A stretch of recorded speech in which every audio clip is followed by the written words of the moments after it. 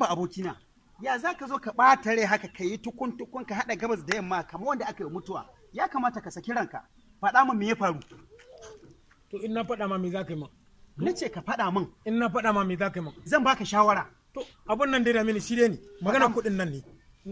Kuɗin nan an zo an fara bada kuɗin nan muna ganin abu kama wancan ya samu a ce sai da na zo ina zuwa na zike an tattara kayan an kwashe an tafi shi kenan mu kuɗin mu zo ba. Kai kwantar da hankalinka in dai magana kuɗin RR ne ko kuma a hausance kuɗin ɗan ƙashi. Kuɗin ɗan ƙashi ba. Cash transfer. Ka kwantar da hankalinka ai mu gaban mu aka kwashe kayayyakin nan. Gaban mu dan ko ni na samu kuɗin.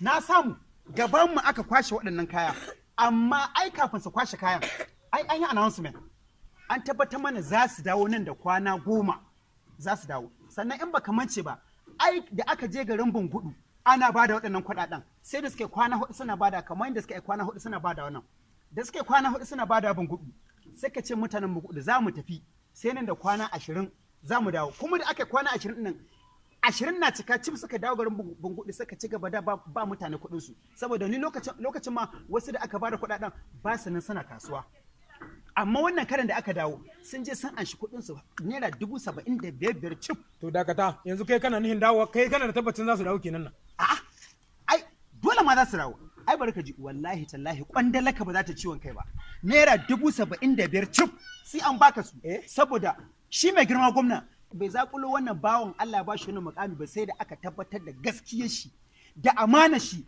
da san ci gaban jihar Zamfara shi sannan aka ba shi wannan mukami na payment officer na wannan kuɗaɗe. To dakata ai ka ce Bungudu sun dawo to ka sani ko dan Bungudun ne wurin Bungudu ce? A'a barka je ai gaba ɗaya the whole Zamfara state mutumin nan bai da wariya wannan gari na ne a'a kawai shi dan Zamfara ne in an ka aka tura shi sai ya je in maradin aka tura shi sai ya je wallahi kwandalaka ba za ta ciwon kai ba don haka kwantar da hankalinka nan garin namu ma sai sun dawo kuma sun ci gaba da ba da kuɗin nan sai kowa ya samu ka ina mai tabbatar maka sai sun kai ga matsayin da sun zauna ba mai zuwa ya ci kuɗin saboda kowa ya ansa. Hada ni? Wallahi kwantar da hankalinka. Assalamu alaikum. Ai ni har na ji daɗi. Yawwa. Wallahi na ji daɗin zuwan ka abokina. Ai nan tun da ni ko abinci na kasa ci saboda lissafi. To don haka wallahi sai ka samu kuɗin nan. Kwandalaka ba za ta ci. Allah ai ko kai zan dan yamma.